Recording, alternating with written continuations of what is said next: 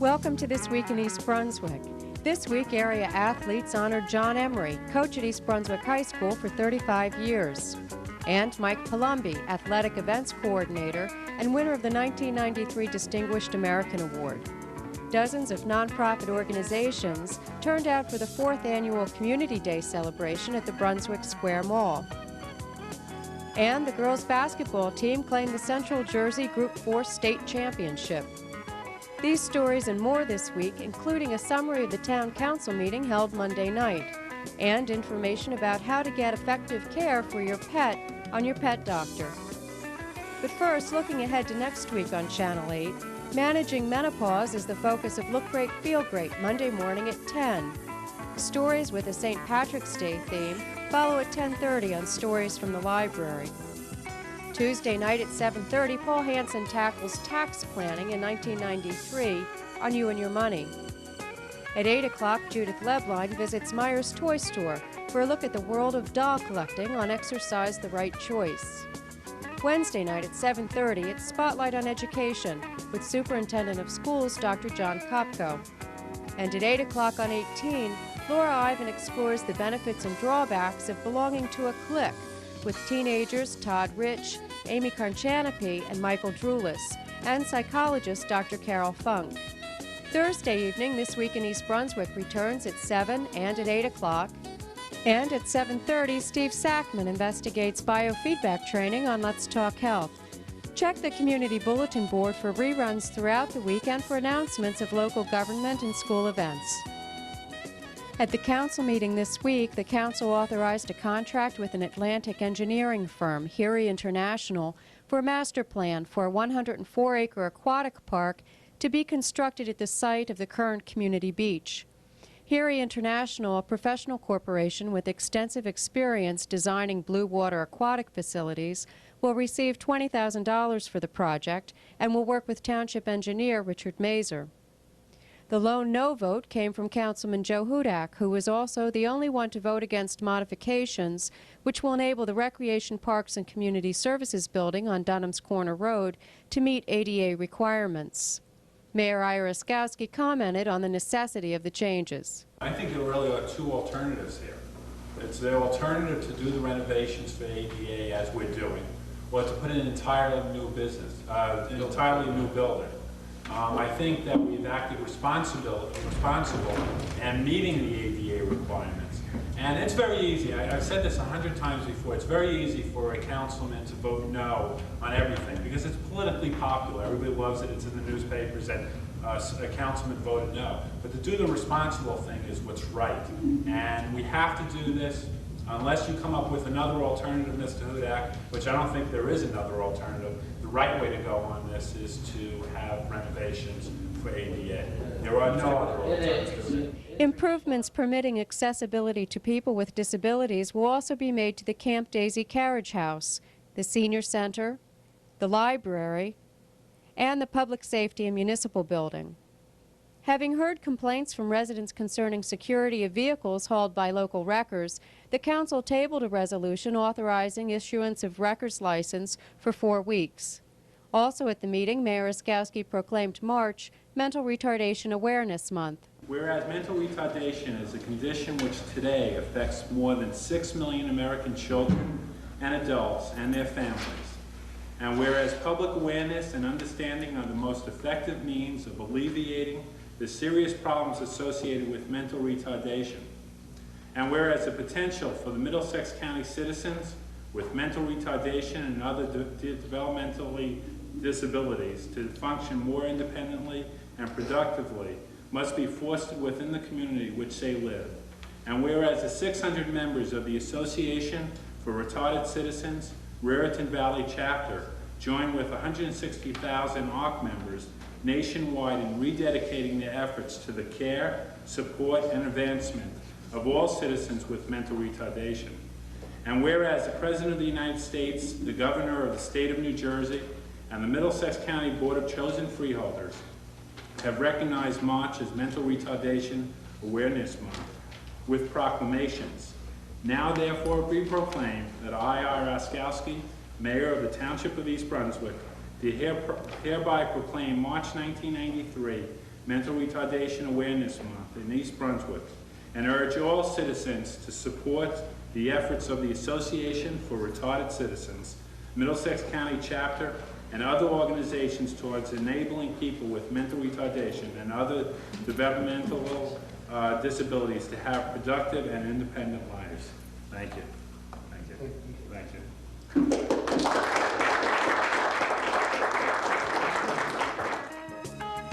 Hi, I'm Phil Hill, and welcome to the East Brunswick Chateau, where the Bill Denny chapter of the National Football Foundation is holding their annual banquet.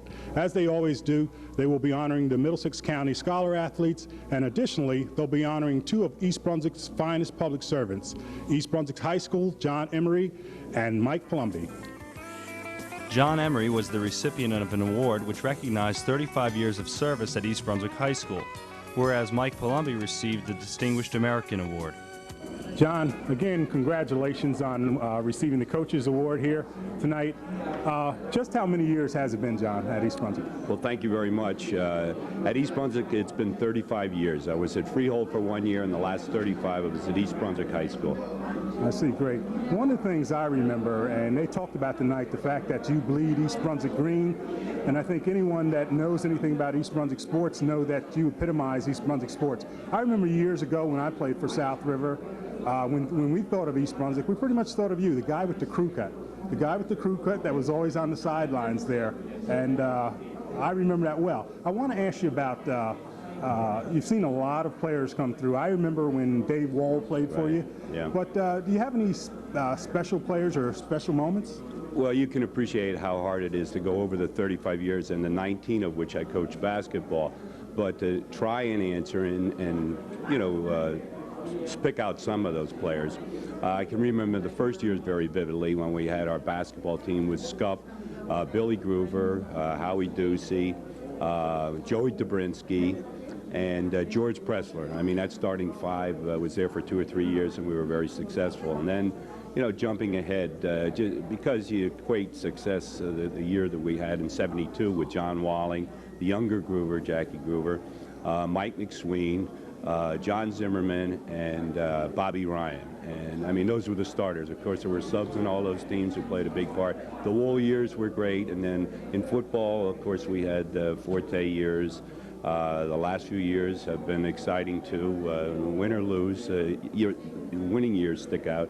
And I can remember a lot of the individual losses as well. What are you going to do in retirement? Well, I hope to be around the high school. I still intend to go to all the football games and basketball games. My wife and I play a lot of golf together. Our married daughters live down the shore. We're going to visit them. So we'll be playing golf. We're going to travel the United States and take it easy and keep watching East Brunswick, see how they do. Oh, here. Listen, again, I want to congratulate you. I've always thought of you as a fine educator and also a super coach and a great attribute to East Brunswick. So, again, congratulations to you, John. Thank you very much. Okay. Mike Plumby, when I think about you, I think gentleman, that's for sure, that comes to mind and whatnot. Tonight you were honored and placed in some spectacular company, people like Jay Dackelman, Alec Wojciechowicz, Joe Theismann, and people like that. What does that mean to you? It means a tremendous honor. I cannot believe that I am actually being honored with such great company. When you stop to think, like you said, I even think Monsignor Kelly and Frank Burns, you know, Theismann, you think alone with that name, and it really stands out, and it's really a tremendous honor.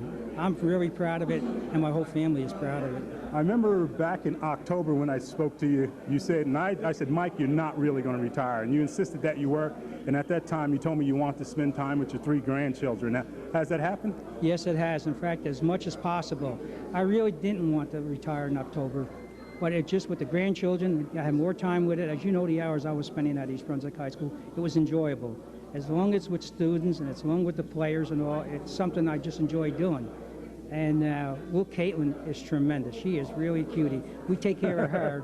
And I do miss Michael and Matthew because they're down in Silver Spring, Maryland. But we try to get down there when we could. They were coming up today, but my son got called in to work over the weekend, so they couldn't come up, or we would have had them all here today. I see. You, special moments in East Brunswick. I mean, you've been around. There's been a lot of special moments. Anything come to mind that you can remember, a sporting moment? Not really. I think everything for me has really been special. Just being there and being with the kids and all. The students have been tremendous to me. I tell you, I mean, you hear so many things about students being good or bad, but I think the whole 9 years that I have been up there, I don't think you can find a better bunch of students. I mean, they're respectful. I mean, they're always courtesy to me, helpful to me.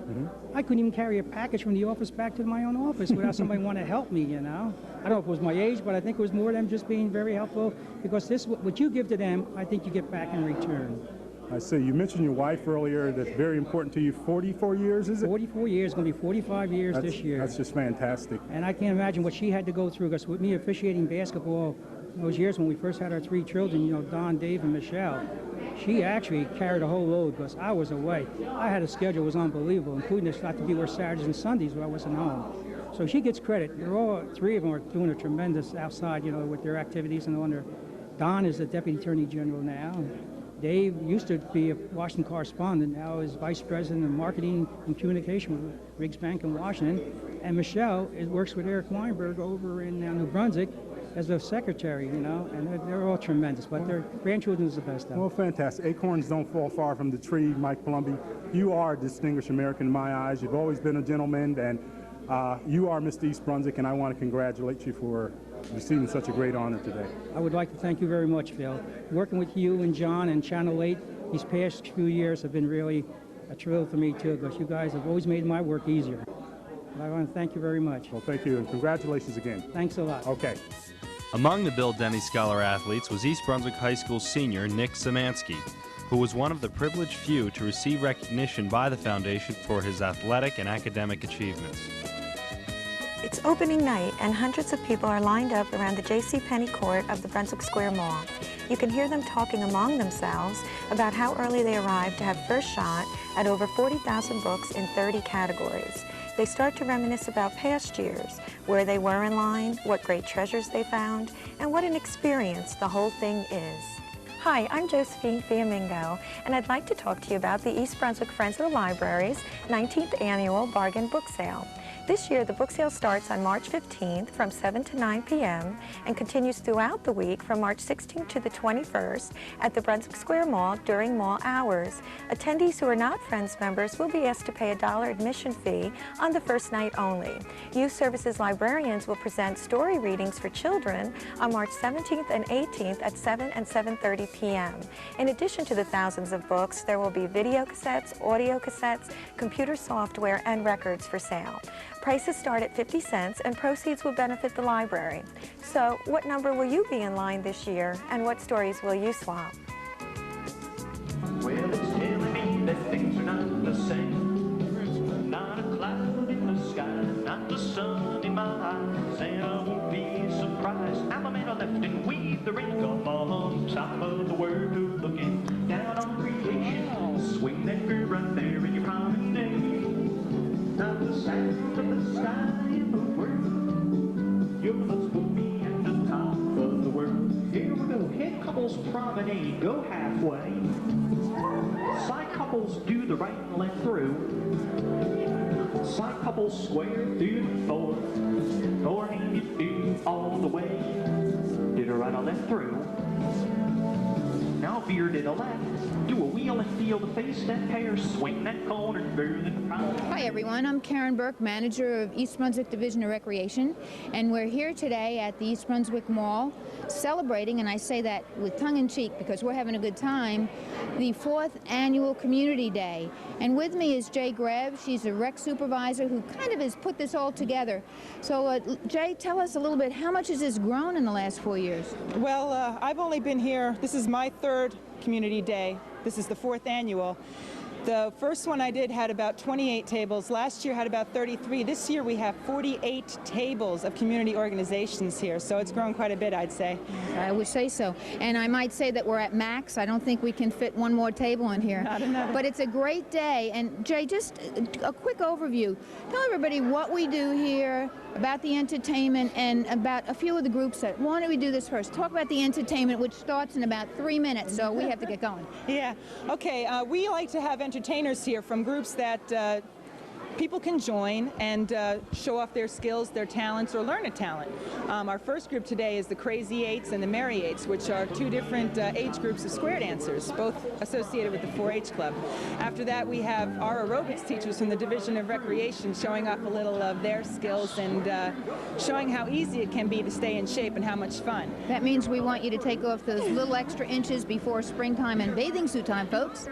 And after that, the YMCA is going to show off their Kid Fit program, which means aerobics is not just for adults, it's also for children. That's right. After that, our famous Playhouse 22 will be having some of their cast come down and do some songs from their upcoming shows.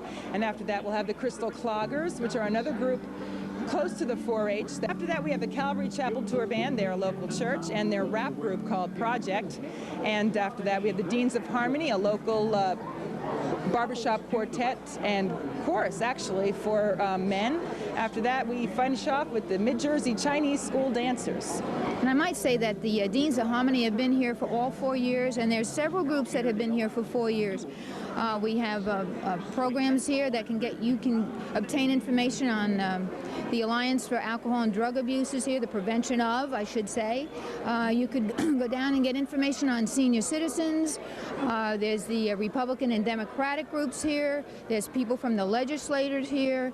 There's church groups here. So it's really the full gamut of everything that's in East Brunswick and also in surrounding communities. And that's what we're all about, and that's what East Brunswick Mall is all about. This is a total jointure between East Brunswick Mall and East Brunswick Township. So, but especially the Division of Recreation, because we do the work. But we hope that if you didn't make it this year, that next year you'll be down here and meet it. We'll normally always do it in March. We'll advertise it in our Recreation Parks magazine, and I can guarantee that Jay will be busier next year, because every year we always kind of trying to make it a little bit better, and we take people's suggestions. So for those of you that are going to see this coming week and might be here at the mall, if you have suggestions, give us a call at the office at 390-6797. Let us know exactly what you want to see happen in East Brunswick, and we can make that information available to you. Jay, thanks. You did a great job. Thank you, Karen. Okay. Bye, folks. See you soon. This past Monday night, the Lady Bears beat the Chiefs of Piscataway 59-49 at Piscataway Votech High School to end a 2-year losing streak against Piscataway in the Central Jersey Group 4 sectional final. It was a complete team effort, playing solid fundamental basketball that allowed the Bears to win. A variety of defenses held the Chiefs, especially Piscataway guard Nikki Jones, and a team 75% from the free throw line kept the Bears on top late in the fourth quarter. East Brunswick jumped out to an 18-10 lead in the first quarter behind senior Kara Mataseski, who played one of her best games this season, finishing the game with 19 points. Also coming up big was Jan Pritza, scoring here off a pass from Katie Whalen, and center Courtney Bloor, both finishing with 13 points. With 6 seconds left in the first half, East Brunswick was ahead 28-27 until Piscataway's Nikki Jones made 3 consecutive fouls to put Piscataway up at the half 30-28. In the third quarter, both teams came out playing hard, with the lead changing hands 4 times. East Brunswick held on to the lead 39-38 at the end of 3. The same hard play continued into the fourth quarter, with East Brunswick up 41-38. Piscataway's head coach Bev Hall drew a technical when she argued that her player's basket should have been a 3-point shot. Kara Mataseski hit both technical shots, making it 43-40, but Piscataway came back with a 4-point run that put them up 44-43. East Brunswick then went on a streak at the foul line, with Bloor sinking 4, Mataseski hitting 4, 3 for Colleen King, and another for Katie Whalen. After winning this game, the Bears went on to beat Washington Township 51-44 in Trenton for the state Group 4 semifinal. East Brunswick now advances to the state Group 4 final Sunday at 5:30 at Monmouth College. So come out and support the Lady Bears of East Brunswick.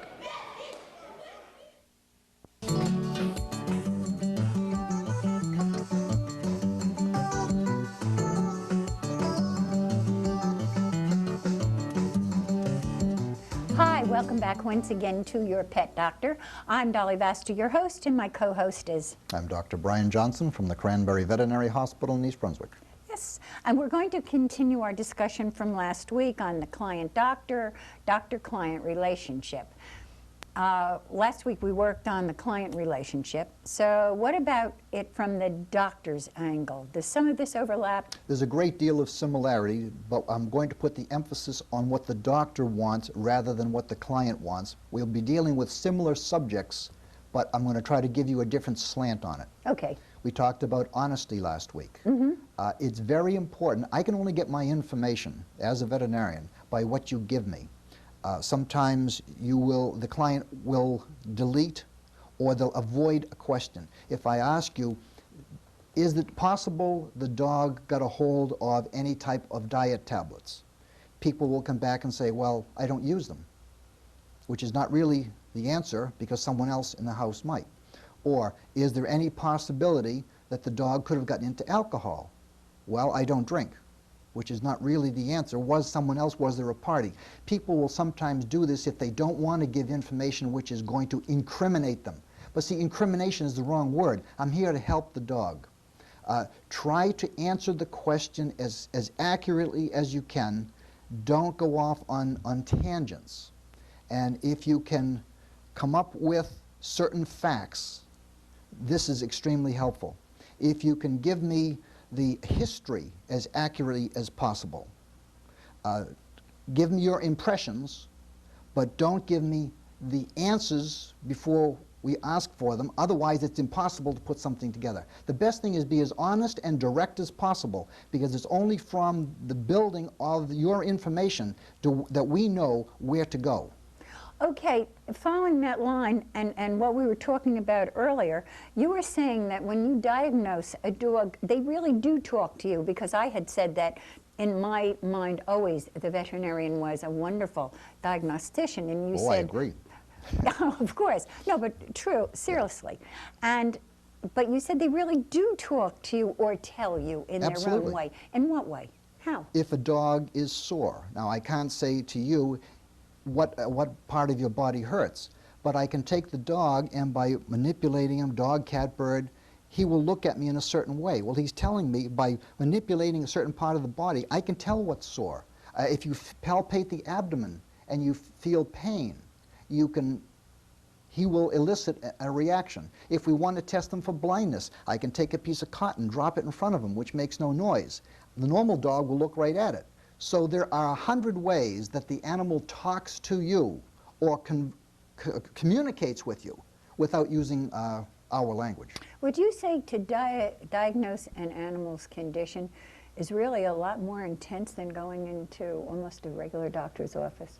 Because you have to listen more intently into what almost is not there rather than what is there? I would have to say that it requires an equal amount of attention. Everyone should do within their particular field to the best of their ability, and I'm sure that's what's done. It's just that humans have one advantage, which is communication, that I don't as a veterinarian. But we still get the same information. It's just a matter of concentrating on what you're doing. The laboratory tests that we have today are phenomenal. And this is what we're going to ask you to do, because the laboratory tests now, 5 years ago, weren't even dreamed of. And people should question you when you order laboratory tests. Ask what they're for, please, as my client. Ask me why you're taking these, what they will do, what are they good for, and why are they necessary. And we will go through everything, because every animal is brought in, we make a differential diagnosis. And then the tests we take are necessary to explain that differential diagnosis. So please, the best thing, if I could give one piece of advice, ask every question. That's all you have time for. Every question you have. Ask every question you have. And on that, which I think is a wonderful answer, we'll see you all next week. Take care. And have a good day. Hi, my name is Dave Zarnowski, and I'm president of the Township Council.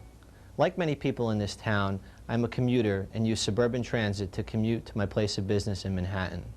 Over the past several months, I've received many comments and concerns regarding the level that suburban transit has been providing us. For this reason, I would like to set up a commuter forum for my fellow commuters to come down and voice their concerns and comments regarding the performance of suburban transit. I will hold this forum on March 18th at 8 p.m. in the municipal courtroom in the municipal building. I invite all my fellow commuters to come down and ask as many questions and get as many answers as you'd like. I've invited Mr. Ron Kahn from Suburban Transit and Mr. Lou Neely, our Chief Financial Officer, to hear your concerns and help provide answers. Hopefully, with forums such as this, it'll help make our commute less stressful and make the workday that much better.